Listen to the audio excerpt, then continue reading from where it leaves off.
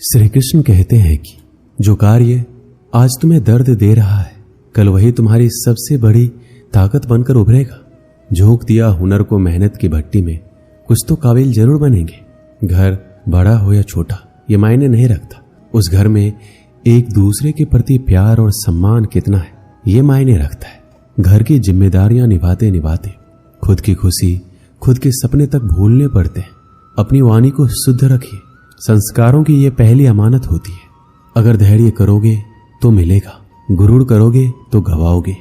जीवन में खुश रहने के लिए एक ही मंत्र है, राधे राधे का चिंतन करो और चिंता करना छोड़ दो। व्यक्ति का नजरिया और बात करने का तरीका बताता है कि उसे संस्कार कैसे मिले। कपड़े तो ब्रांडेड खरीद सकते हैं, लेकिन संस्कार किसी दुकान में नहीं मिलते। भरोसा स्टिकर जैसा होता है, दोबारा पहले जैसा नहीं लगता।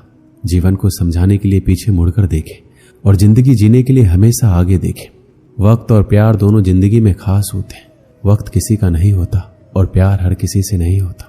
कहने को तो बहुत सी बातें होती है, पर असली सुकून चुप रहने से ही मिलता है। आज के समय की ये सच्चाई है कि जरूरत तय करती है कि बोलने का ढंग कितना देर तक मीठा रखना है। जब पीरा और कष्टकारी बोली दोनों सहन होने लगे तो समझ लेना इंसान समझदार हो गया है। माँ बाप की बातें और किताबें कभी धोखा नहीं देती। जिंदगी में अहमियत उसे ही दो जिसमें अहम ना हो। दिल साफ रखो और सबको माफ करो, जिंदगी हसीन हो जाएगी।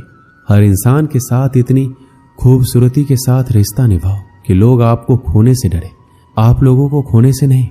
कुछ कर्म ऐसे होते हैं जिनका प्रायश्चित नहीं होता, उसे कुदरत के नियमानुसार भुगतना पड़ता है। अगर रास्ता खूबसूरत हो तो पता करें किस मंजिल को जाता है, लेकिन अगर मंजिल खूबसूरत हो तो रास्ते की परवाह ना करें। आपका स्वाभिमान अगर किसी को अभिमान लग रहा है तो बिल्कुल लगने दीजिए। जो 2 पल में बदल जाते हैं वह विचार नहीं वहम कहलाते हैं। भरोसा जितना कीमती होता है, धोखा उतना ही महंगा हो जाता है।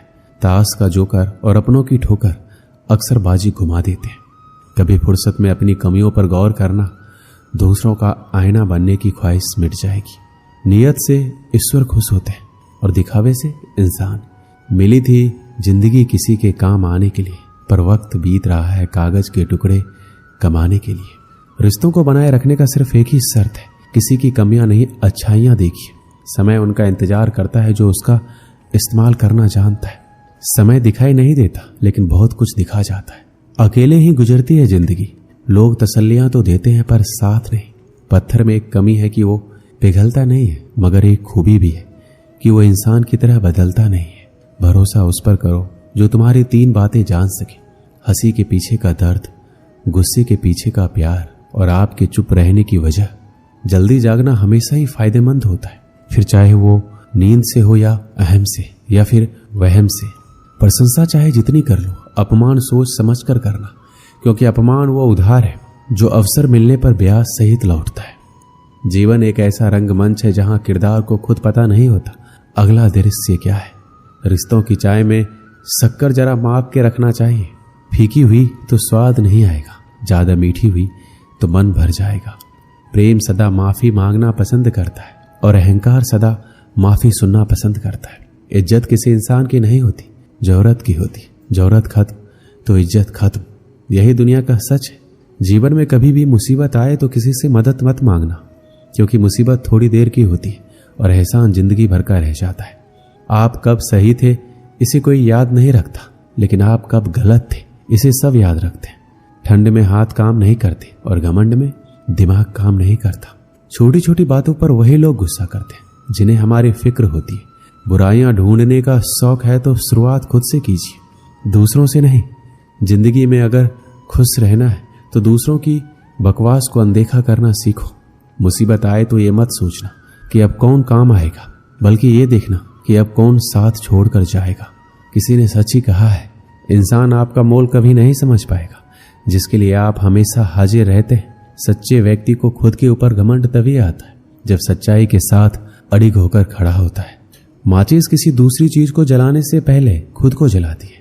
गुस्सा भी एक माचिस की तरह है, ये दूसरों को बर्बाद करने से पहले खुद को बर्बाद करता है। रिश्ते निभाने के लिए बुद्धि नहीं, दिल की शुद्धि होनी चाहिए। इंसान ही इंसान का रास्ता काटता है, बिल्लियां तो यूं ही बदनाम है। घमंड के अंदर बुरी बात यह होती है कि वो आपको कभी महसूस नहीं होने देगा कि आप गलत हो। एक सच्चे मित्र की पहचान केवल संकट के समय होती है और एक मूर्ख व्यक्ति की पहचान खुशी और दुख दोनों के समय पर की जा सकती है। लोगों को वक्त देना सीखो, रिश्ता खुद मजबूत हो जाएगा। समझदार इंसान से की गई कुछ मिनट की बात हजारों किताबें पढ़ने से बेहतर होती है। दूसरे के घर में जाकर हंगामा वही लोग करते हैं जिन्हें उनके घर में कोई इज्जत नहीं मिलती। चैन से जीने के लिए 4 रोटी 2 कपड़े काफी है, पर बेचैनी से जीने के लिए 4 गाड़ी और 2 बंगले भी कम हो जाते हैं।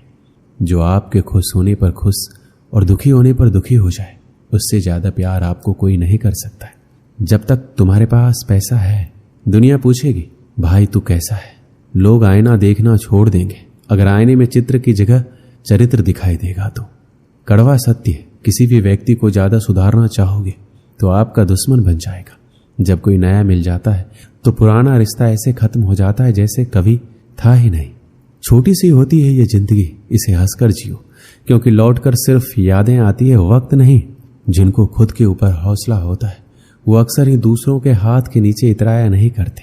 पैरों में लगने वाली चोट हमें संभल कर चलना सिखाती है, वहीं मन में लगने वाली चोटें हमें संभल कर जीना सिखाती है। एक गांव में एक जमींदार था। उसके पास बहुत सारा धन था। 200 बीघा खेत, अनेक गाय, 10-12 बगीचे और एक बड़ा सा तालाब था। अनाज से उसका घर भरा रहता था।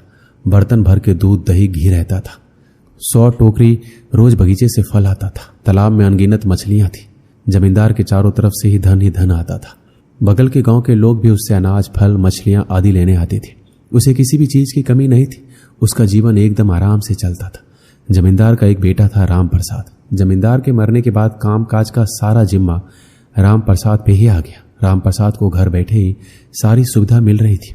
वह बहुत खुश था। कुछ दिनों बाद धीरे धीरे उसके धन में कमी होने लगी। अन्न भंडार खाली होने लगा। गायों का दूध कम हो गया। बगीचे से फल मिलने बंद हो गए। तालाब से मछलियां गायब होने लगी। अब राम प्रसाद दुखी और परेशान रहने लगा। धीरे धीरे उसका तबीयत भी खराब होने लगा। उसके तबीयत के बारे में सुन के उसका हाल पूछने के लिए गुरुजी उसके घर आए। राम प्रसाद ने उनका बहुत अच्छे से स्वागत किया और सेवा में कोई कमी नहीं छोड़ा। लेकिन गुरुजी बिना बताए ही समझ गए कि राम प्रसाद ठीक नहीं है। वह अंदर ही अंदर बहुत परेशान है और उसी की वजह से बीमार भी पड़ा हुआ है। फिर भी उन्होंने राम प्रसाद से पूछा, क्या हुआ राम प्रसाद, सब ठीक तो है? तुम बहुत उदास लग रहे हो। तब उसने कहा, क्या बताऊं गुरुजी, कुछ समझ नहीं आ रहा है। मेरा सारा धन दौलत खत्म होता जा रहा है। इसी की चिंता से मैं बीमार हो गया हूं। अब आप ही कुछ उपाय बताइए जिससे मेरा धन दौलत पहले जैसा हो जाए। तो गुरुजी ने कहा कि तुम चिंता मत करो, सब ठीक हो जाएगा, सब पहले जैसा हो जाएगा। सबसे पहले तुम मुझे अपना दिनचर्या बताओ। तो राम प्रसाद ने बताया, गुरुजी चिंता के कारण रात में जल्दी नींद नहीं आती, इसलिए सुबह देर तक सोता रहता हूँ। फिर स्नान करता हूँ, उसके बाद भोजन और फिर दोपहर में सो जाता हूँ। फिर जब सोकर उठता हूँ तो शाम के समय अपने मित्रों के साथ बिताता हूँ। फिर रात को जब बिस्तर पर जाता हूँ तो वही चिंता सताने लगती है, इसलिए मुझे सोते सोते देर हो जाती है। गुरुजी ने कहा, क्या कभी अपने खेतों में घूमने जाते हो या नहीं? तो उसने बताया, नहीं गुरुजी, मैं कभी नहीं जाता हूँ। मेरा सारा काम मेरे नौकर चाकर करते हैं। गुरुजी समझ गए कि अपने कारोबार का देखभाल ना करने के कारण इसकी ये बुरी हालत हुई है। उन्होंने राम प्रसाद से कहा कि मेरे पास एक उपाय है, यदि तुमसे ये काम हो जाएगा तो तुम्हारी धन दौलत दोबारा वापस आ सकती है। राम प्रसाद ने तुरंत हाँ बोल दिया। फिर गुरुजी ने कहा, सप्ताह में किसी एक दिन स्वर्ग से एक बहुत सुंदर अद्भुत चिड़िया आती है जो सुबह 4 बजे तुम्हारे बड़े वाले तालाब के किनारे पर बैठती है। वह इतनी सुंदर है कि उसे देखते ही किसी भी इंसान का सारा दुख दूर हो जाता है। वह सुखी, स्वस्थ और संपन्न हो जाता है। यदि तुम एक बार भी उसका दर्शन कर लोगे तो तुम्हारा सारा दुख दूर हो जाएगा और तुम एकदम पहले की तरह स्वस्थ हो जाओगे और तुम्हें कभी भी धन की कमी नहीं होगी। सबसे पहले तुम्हें सुबह उठकर अपने भंडार घर, गौशाला, खेतों, बगीचों को प्रणाम करते हुए तालाब के पास पहुंचना है। वहां सप्ताह में किसी भी दिन तुम्हें वह स्वर्ग वाली चिड़ियां दिखाई दे सकती है। गुरुजी इतना बोलकर अपने घर वापस चले गए। दूसरे दिन राम प्रसाद सुबह 4 बजे उठकर सबसे पहले अपने अन्न भंडार की तरफ गया। वहां उसने देखा कि उसका एक नौकर 4 आदमियों के साथ भंडार घर से चावल की कुछ बोरियां निकालकर वहां खड़ी बैलगाड़ी पर लाद रहा है। तब वह नौकर राम प्रसाद को देखा तो डर के मारे थर-थर कांपने लगा। उससे माफी मांगने लगा। राम प्रसाद ने उससे चावल की बोरियां ले ली और नौकर को निकाल दिया। फिर वह बगीचे की ओर गया। वहां जाकर देखा कि बगीचे की रखवाली करने वाला अपने पूरे परिवार के साथ टोकरी में फल भरकर अपने घर की ओर ले जा रहा है। और जब वह अचानक रामप्रसाद को देखा तो उसके होश उड़ गए। रामप्रसाद ने उसे भी नौकरी से निकाल दिया। जब वह अपने खेतों में पहुंचा तो देखा कि गांव के कुछ लोग खेतों से अनाज के गट्ठर अपने सिर पर लेकर जा रहे हैं। रामप्रसाद ने देखा तो उन लोगों से अपना अनाज का गट्ठर वापस रखवाया और उन्हें एक कड़ी सजा दी। इसके बाद वह तालाब के पास पहुंचा। वहां कुछ लोग तालाब में जाल डालकर मछलियां पकड़ रहे थे। रामप्रसाद को देखते ही वह जाल छोड़कर भाग गए। रामप्रसाद बहुत देर तक उस चिड़िया का इंतजार किया, लेकिन वह चिड़िया उसे कहीं नहीं दिखी।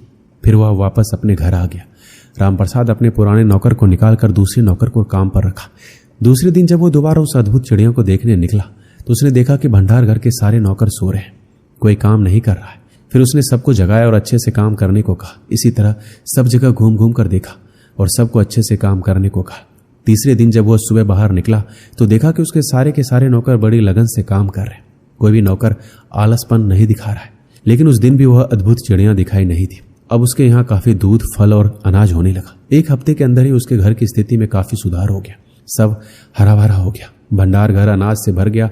गायें अधिक से अधिक दूध देने लगी। खेतों में फसल लहलहाने लगा और तालाब में मछलियां भी दिखाई देने लगी। लेकिन अभी भी वह चिड़िया दिखाई नहीं थी। एक दिन फिर गुरुजी रामप्रसाद के घर आए। रामप्रसाद ने खुशी खुशी उनका स्वागत किया। इस बार उसके चेहरे पर उदासी नहीं बल्कि खुशी दिख रही थी। गुरुजी ने उससे पूछा, कैसे हो रामप्रसाद, सब ठीक चल रहा है? और स्वर्ग वाली अद्भुत चिड़िया दिखी कि नहीं? रामप्रसाद ने गुरुजी से कहा, नहीं गुरुजी, आपके कहे अनुसार मैं रोज तालाब के पास जाता था। आज 7 दिन हो गए लेकिन अभी तक वह चिड़िया मुझे दिखाई नहीं दी। तब गुरुजी ने कहा, क्या तुम्हें पहले से ज्यादा अनाज, फल और दूध नहीं मिल रहे? रामप्रसाद ने कहा, हाँ गुरुजी, ये तो है। ये सब चीजें मुझे पहले से अधिक मात्रा में मिलने लगी है और अब मुझमें कभी थकावट नहीं होती है, बल्कि पहले से ज्यादा स्फूर्ति आ गई है। पर गुरुजी, आप मुझे ये बताइए कि अभी तक मुझे उस अद्भुत चिड़िया का दर्शन क्यों नहीं हुए? क्या मैं वहां जाने में देरी कर देता हूं? तब गुरुजी ने बताया, देखो रामप्रसाद, मेहनत ही स्वर्ग का अद्भुत चिड़िया है। मेहनत से हमें सुख और समृद्धि प्राप्त होती है। अगर तुम इसी तरह मेहनत करोगे तो तुम्हें मेहनत का फल अवश्य मिलेगा और तुम अपने काम धाम पर ज्यादा से ज्यादा ध्यान दोगे तो तुम चारों तरफ से संपन्न रहोगे। कोई दुख बीमारी तुम्हारे पास नहीं आएगी और सुबह सुबह उठकर सूर्य की पहली किरण लेने से भी तुम्हारा शरीर स्वस्थ रहेगा और ऐसे ही धीरे धीरे तुम्हारे चेहरे पर चमक आ जाएगी।